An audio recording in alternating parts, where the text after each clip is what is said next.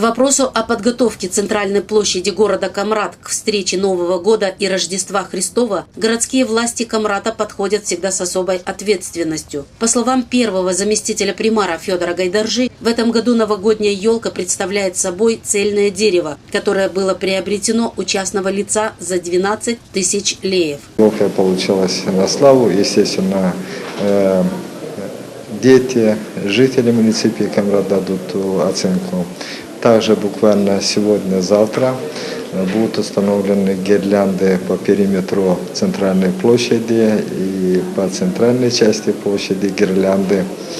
И надеюсь, что в этом году площадь будет красивая, новогодняя, праздничная. Новогоднее освещение на городской елке осуществила бригада мастеров из Кишинева. Бригадир работников светоосвещения Михаил Бойду сказал, что подобные работы его подчиненные выполняют во всей республике по специально разработанной схеме, чтобы гирлянды работали безукоризненно и чтобы светоощущение было объемным. В настоящий момент занимаемся украшениями елок и разных частей города, в Аргее, в Колорадо.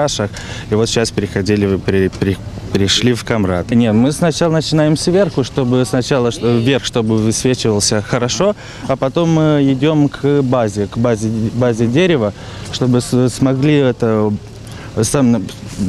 чтобы площадь иллюминации была очень светлая. О необходимости и важности наличия новогодней елки на центральной площади говорили камратчане. Это великий праздник новогодний.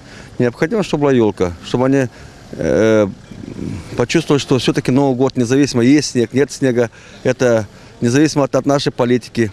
В этом году елка очень красиво даже украшена.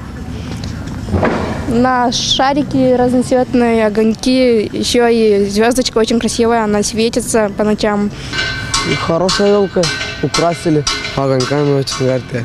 Елочка, Новый год – это радость, это, как говорится, все ждут, особенно дети.